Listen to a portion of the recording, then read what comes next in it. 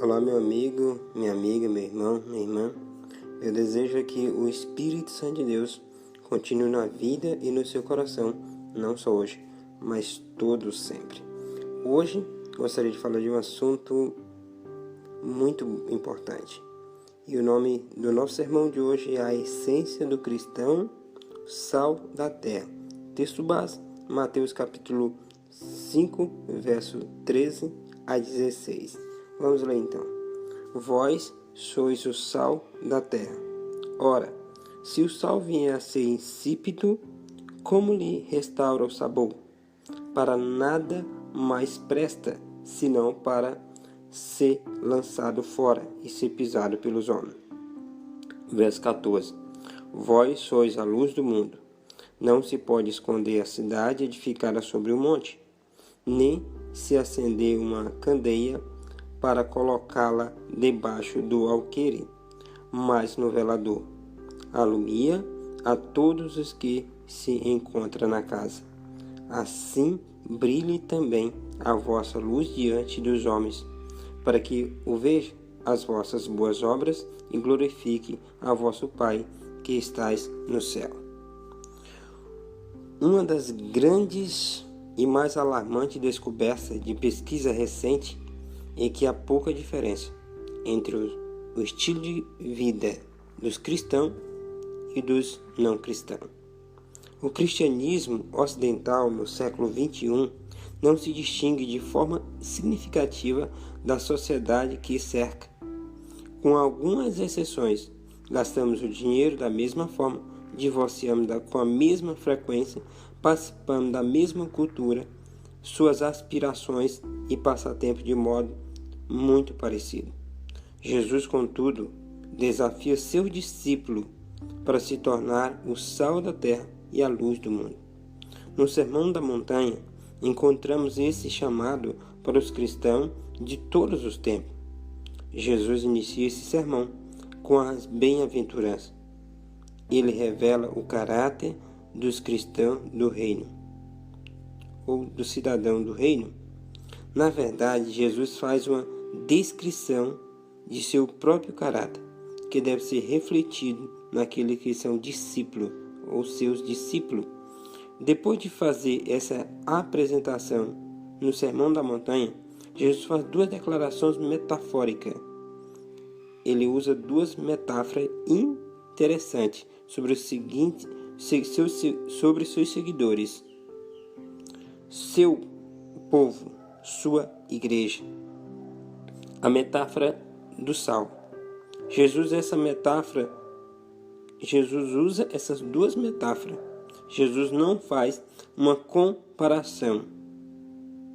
Vós sois como o sal, vós sois como a luz. Ele usa uma metáfora. Vós sois o sal, vós sois a luz. Essa declaração alcançou todos os ouvintes de uma forma especial. Havia um ditado entre os romanos, muito comum nos tempos de Jesus, que dizia: não existe nada mais útil do que o sol e o sal. Exatamente, a luz e o sal, naquela época, tinha uma importância muito grande, inclusive no aspecto financeiro. Frequentemente, o soldado romano recebia o pagamento em pacote de sal. Daí vendia a origem da palavra. Aí daí que vem a origem da palavra salário. Em primeiro lugar, Jesus diz que somos o sal da terra. Em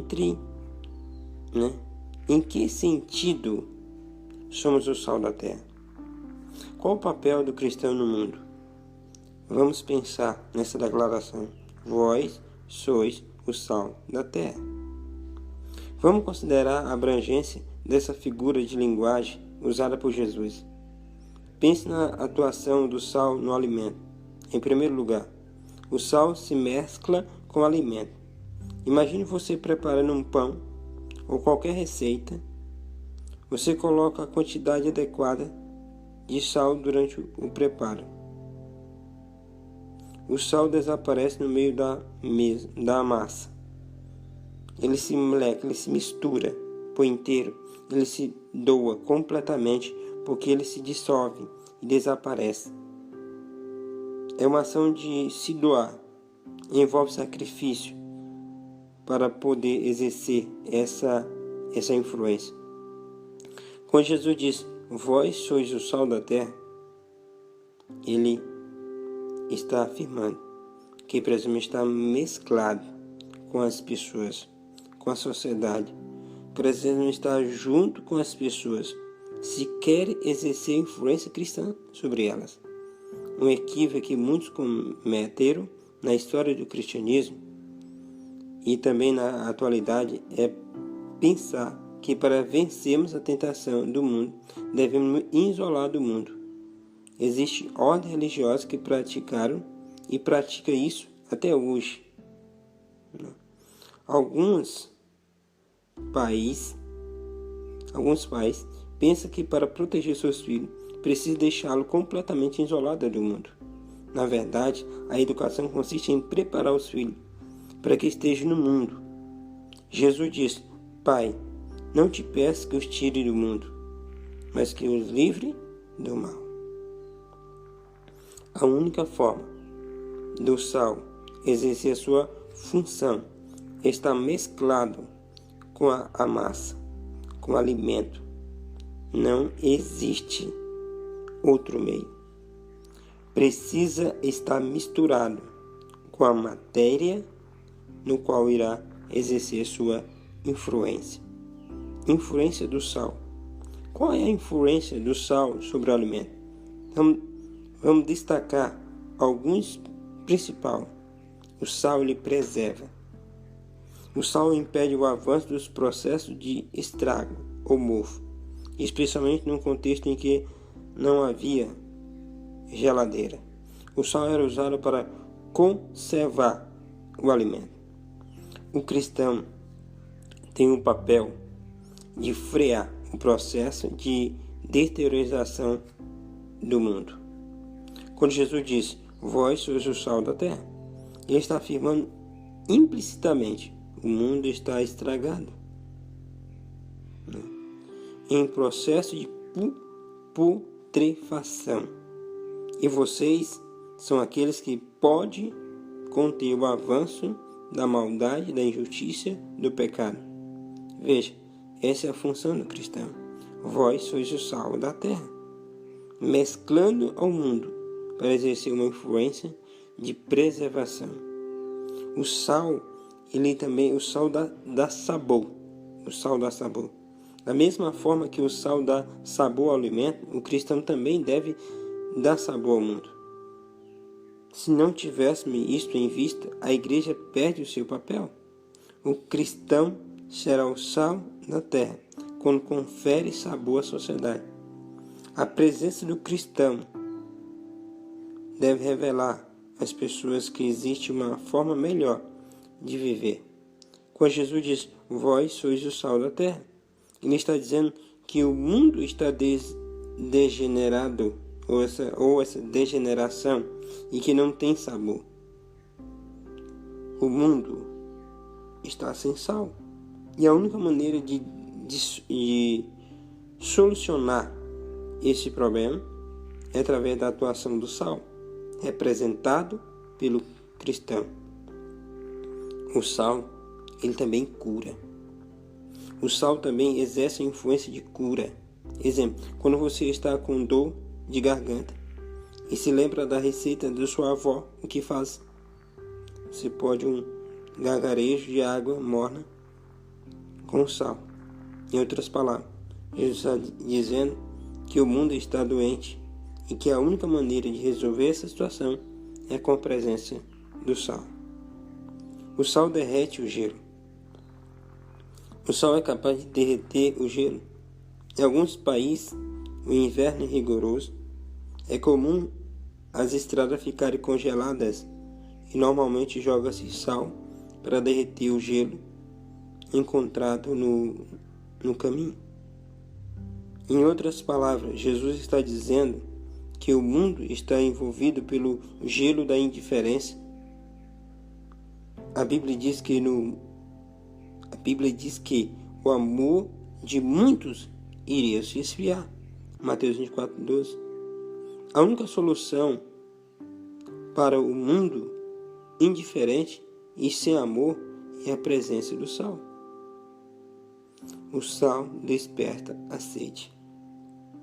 O sal desperta a sede.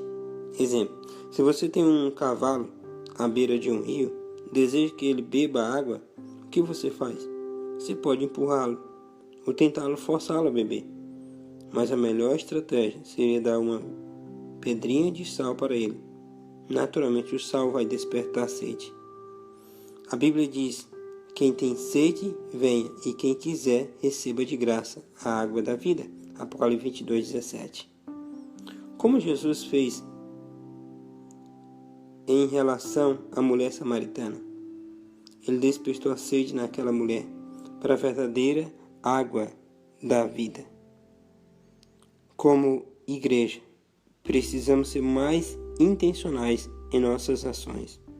Devemos conhecer realmente a realidade das pessoas e criar estratégia para ajudá-las em suas necessidades. Sal na medida certa. O sal, ele é a minoria. O sal não terá a mesma proporção de alimento. O cristão pode se misturar, mas Cristo Cristo vê isso como extraordinário otimismo. Não há pessimismo no fato de o cristão ser a minoria. Uma pitada de sal é suficiente para deixar uma marca em quantidade muito maior de alimento. Para refletir, se a igreja fosse instantaneamente retirada da comunidade, ela faria falta para as pessoas ao redor, ou ninguém notaria o seu desaparecimento. Em seguida, Jesus diz: vós sois o sal do mundo. Aliás, em seguida, Jesus diz: vós sois a luz do mundo. É um reforço que Jesus menciona anteriormente sobre o sal. A luz tem a função de dissipar as trevas. Essa metáfora indica implicitamente que o mundo vive em trevas. A única maneira de resolver essa situação é através da luz. A minha e a sua missão é atuar como o sal da terra e a luz do mundo. Advertente de Jesus, vós sois o sal da terra, mas cuidando para não perder o sabor. Mateus 5:13. O sal só terá atuação se for diferente da massa. É muito sério essa declaração. O mundo sem sabor tem remédio, o sal. Mas o sal que se torna insípido perde o seu sabor e deve ser lançado fora. A luz deve brilhar, mas não temos luz própria, por isso Jesus diz: eu sou a luz do mundo. João 8:12. Ele é o sol da justiça. Malaquias 4:2. Assim, brilhe a vossa luz diante dos homens e diante de Deus, para que vejam as vossas boas obras e glorifiquem o vosso Pai que está no céu. Mateus 5:16. Será que estamos cumprindo a nossa missão? Estamos fazendo a nossa parte? Um paraquedista pulou de um avião e no momento do pulo o paraquedas ficou agarrado em uma árvore. Enquanto ele estava desesperado balançando em cima da árvore, passou por baixo um homem com uma Bíblia, feliz da vida, indo para a igreja. Quando o paraquedista o viu, clamou: ei, você, me ajude, por favor. O homem respondeu: oh, tudo bem? Claro que ajudo. Ah, você é um paraquedista, né? Sim, sou. Eu estou vendo porque o senhor está com um paraquedas. E agora, você pode me ajudar, por favor? Claro. Você pulou de um avião, né? porque eu escutei o barulho do avião. É isso mesmo. Agora o senhor pode me ajudar? Ah, sim. Eu percebi também que você é da aeronáutica, né? Eu percebi. Você tem um uniforme. Isso mesmo, eu sou. Ah, e você é major, né? Porque estou vendo a sua patente.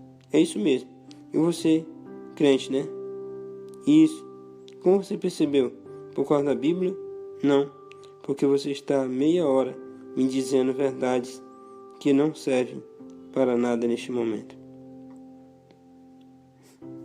Essa parábola apresenta a triste realidade de muitos cristãos. Vive de maneira que os outros identifiquem como cristão, que apresenta a mesma irrelevância e que não serve para nada. Somos filhos do Rei do Universo e fomos chamados para um propósito.